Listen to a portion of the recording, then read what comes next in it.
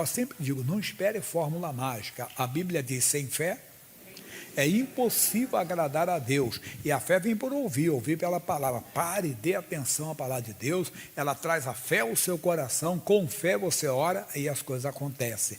Nós estamos aqui hoje, pessoal, em Mateus capítulo 17.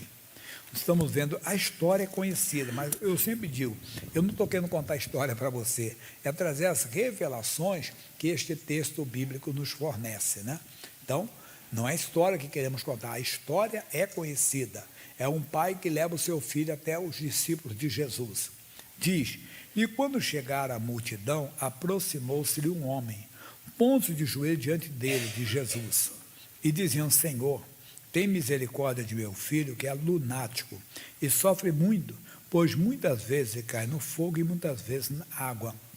O termo lunático é muito discutido, né? Alguns é como se fosse um epilético, mas o que eu vejo aqui é aquele que não é dono de si mesmo. Você viu? Fulano é de lua. Tem dia que ele está de um jeito, tem dia que ele está do outro, não é assim? Que a pessoa costuma usar o termo, não é? Mas aqui o que é? Esse homem não era dono de si mesmo. E a pessoa que está vivendo no álcool, nas drogas, ela não é dona de si mesma. Agora, ele não era dono da mente dele, porque ele jogava no fogo, se jogava o Marcos diz que ele se jogava no fogo e se jogava na água. O Marcos registra o mesmo episódio, dizendo que ele rangia os dentes e ia se secando. Aí os discípulos de Jesus fracassaram. Ele diz assim, eu trouxe aos teus discípulos e não puderam curá-lo. Jesus vai dar uma repreensão. E Jesus respondendo disse, ó geração incrédula e perversa, até quando estarei eu convosco? E até quando vos sofrerei? Trazei-mo aqui. E repreendeu Jesus o demônio, que saiu dele. E desde aquela hora o menino sarou. Meu irmãozinho, não temos que inventar histórias. Às vezes nós queremos fazer diferente, porque vimos alguém fazer diferente, ouvimos falar. Não. A Bíblia diz, olhando para Jesus Cristo, o autor e consumador da fé. Ou seja, nós temos que fazer como ele fazia. Paulo disse, sede meus imitadores, como eu de Cristo. Então, imitar. Não procure inventar história. Vocês já ouviram várias vezes o episódio da senhora que orava pelo filho que era viciado em drogas. E ela orava porque o filho todo dia tinha uma briga com o pai. O pai queria colocar o filho para a rua e ela dizia, mas é teu filho. E ele discutia. Aí ela orava, ela é a serva de Deus, Jesus, salva o filho da tua serva, Jesus tem misericórdia, não funcionava. Um dia, ela estava na Praça da Sé, e eu estava dando a mensagem. E eu disse, olha, você está pedindo a Jesus para tirar o demônio da vida do seu filho, Jesus não vai tirar não. Aí disse, por quê? Porque Jesus não expulsa demônios. Ela regalou os olhos, que heresia é essa? Céu? Isso é falso, esse ensinamento, calma, não seja precipitado em dizer, olha o que a Bíblia diz, os sinais seguirão os que crerem, em meu nome expulsarão demônios. Quer dizer, não é Jesus quem expulsa, é quem crê no nome dele. Já viu a fala assim, a ficha caiu, pastor Jair. Eu entrei em oração, disse, demônio do vício, sai do meu filho, o negócio é comigo, sai dele em nome de Jesus. Saiu. No mesmo dia o rapaz pediu ajuda, 3 meses depois ela me contava, pastor, todos os dias ele usava droga, tem 3 meses que ele não usa drogas. Não temos que fazer diferente, repreender, o que é repreender? Dá uma bronca. Jesus repreendeu a febre que estava na sogra de Pedro. Aí nós estamos com febre, a nossa oração, a nossa, quando eu estou falando nossa, eu estou incluído, né? Olha a nossa oração, ô Senhor, tem misericórdia de mim, Senhor, está amarrada essa febre, não Jesus, não. Você tem que fazer como Jesus falou, febre, sai de mim não, em nome de Jesus. Ou infecção que traz essa febre, o que for. A febre, sai daqui. É fazer isso. É a mesma coisa com o demônio. O demônio, meu filho é herança do Senhor, fora dele. Em nome de Jesus, está amaldiçoado o teu vício, fora. Amaldiçoado a tua prática pecaminosa. Talvez está na prática pecaminosa, tem que fazer. Fazer como Jesus mandou, mas não é a lição principal. Não, a lição principal vem agora. E diz assim, então os discípulos aproximando-se de Jesus em particular. Meu irmão, sim, olha para mim, você tem que se aproximar de Jesus em particular. Aqui, vamos que eu seja um artista, um ator, represento bem. Um dia um amigo falou bem, mas Jaime, ele sabe fazer, você sabe, você dá o microfone para ele, manda ser pastor, mas se você mandar ele imitar padre, ele imita também. Em nome de Padre, de Rio, ele faz, é um ator. Se mandar ele ser lá uma pessoa da feitiçaria, ele faz também, faz. Ele faz tudo direitinho. É um ator, representa muito bem, mas o negócio não é aqui. Aqui, entenda, é lá. Onde? Onde Jesus falou, veja comigo, Mateus mesmo 6,6. Mas tu, quando orares, entra no teu aposento, fechando a tua porta. Ora a teu pai, que vê o que está oculto. Teu pai que vê o que está oculto te recompensará. É aquilo ali que você vai e fala, Jesus, eu quero ser útil ao Senhor. Jesus, eu quero me envolver mais contigo, eu quero te conhecer mais. Eles perguntaram, veja o que eles perguntaram para Jesus, por que não podemos nós expulsá-lo? Tá, você tem que perguntar, Jesus, por que eu não estou sendo curado? Por que eu não consigo a minha cura? Jesus, por que eu não estou conseguindo trazer meu filho? Por que eu não estou conseguindo trazer minha filha? Jesus, por que eu não estou conseguindo isso, não estou conseguindo aquilo? Deu para entender? Abrir o coração, falar com ele. E se tem outra coisa também, aí você tem que ser sempre, porque ele já está vendo. Chega, porque se vamos que você está no pecado, ou eu estou no pecado, você eu para você ficar com eu estou no pecado, eu não vou nem chegar aqui, eu sou um ator, represento bem, entenda bem, sem conversar, sem me dialogar, entenda bem, tem uma oratória que não tenho, mas eu sem me expressar, não é verdade?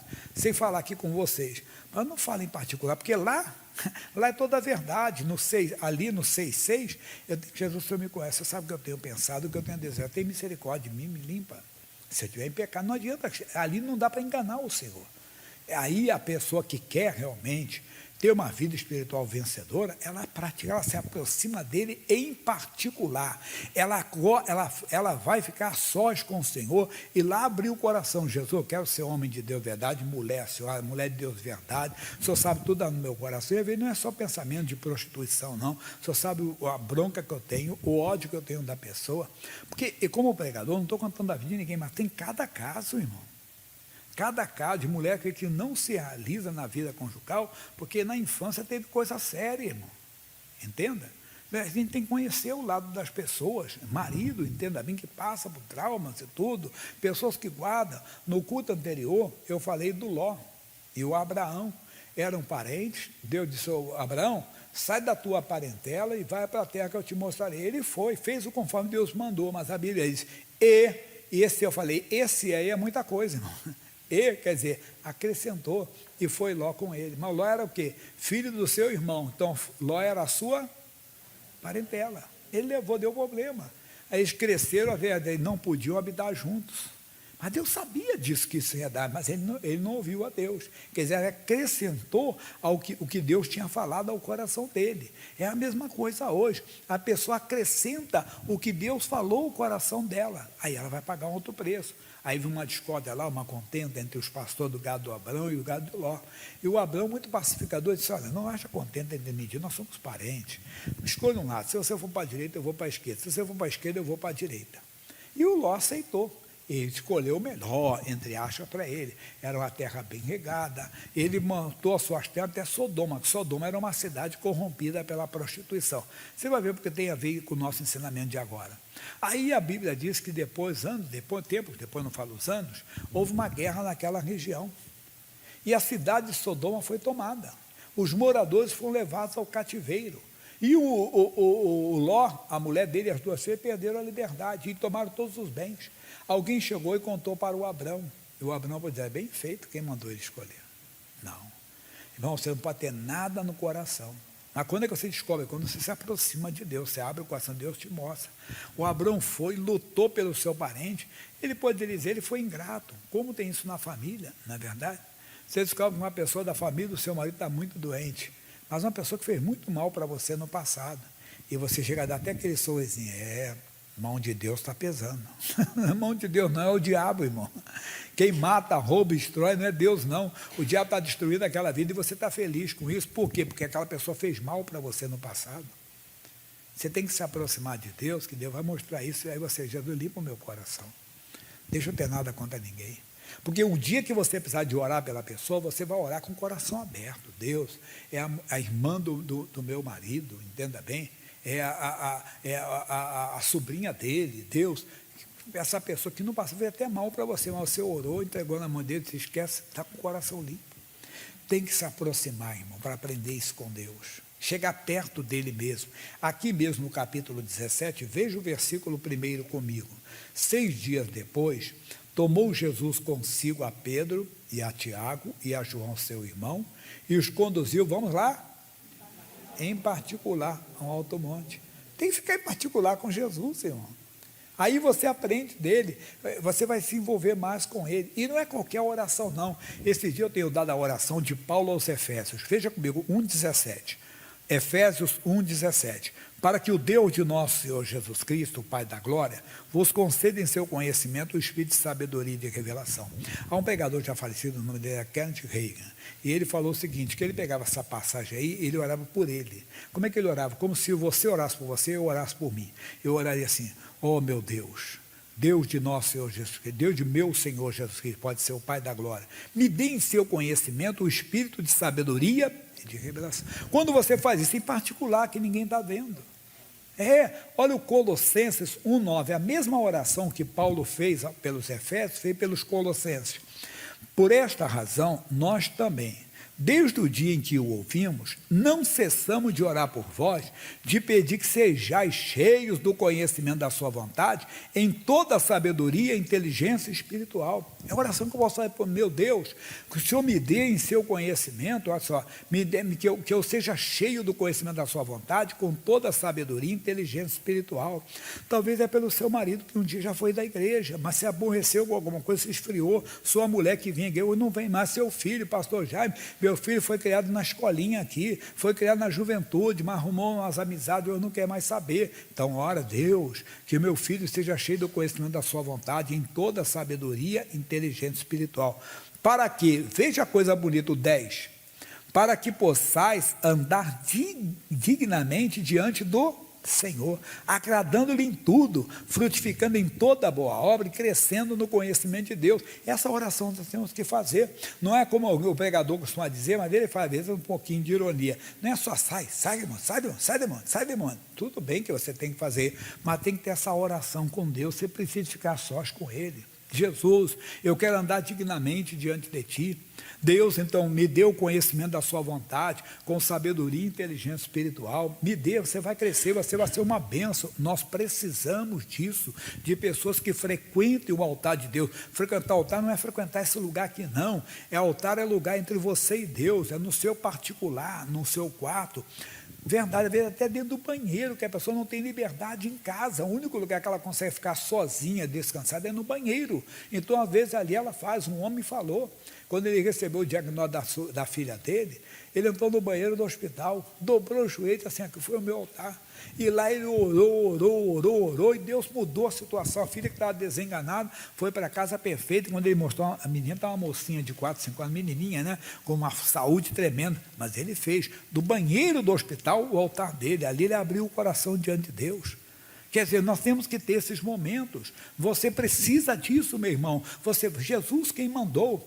O próprio Senhor, em Mateus 6,33, ele diz assim, 6,33, meu filho, 33. Lembra quando era pequeno, fala 33? Né? Aí diz lá, mas buscai primeiro o reino de Deus e a sua justiça, e todas essas coisas vos serão acrescentadas. Busque o reino, se envolva com Deus, você vai crescer, mas crescer mesmo. Vamos voltar para Mateus 17. Aí, por que nós não podemos expulsar? Jesus vai explicar, versículo 20.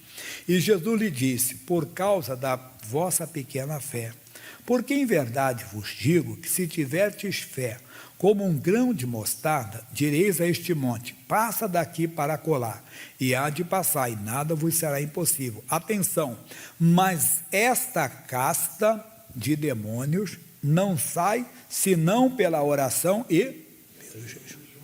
Você tem que orar, mas não é a oração do combate, aquela oração que eu estou falando. É a oração de consagração, oração do altar, oração com Deus. É a oração que eles estavam fazendo, os discípulos. Lá no versículo 1, aqueles 3 que estavam com Jesus. Entende? Estavam com Jesus na oração.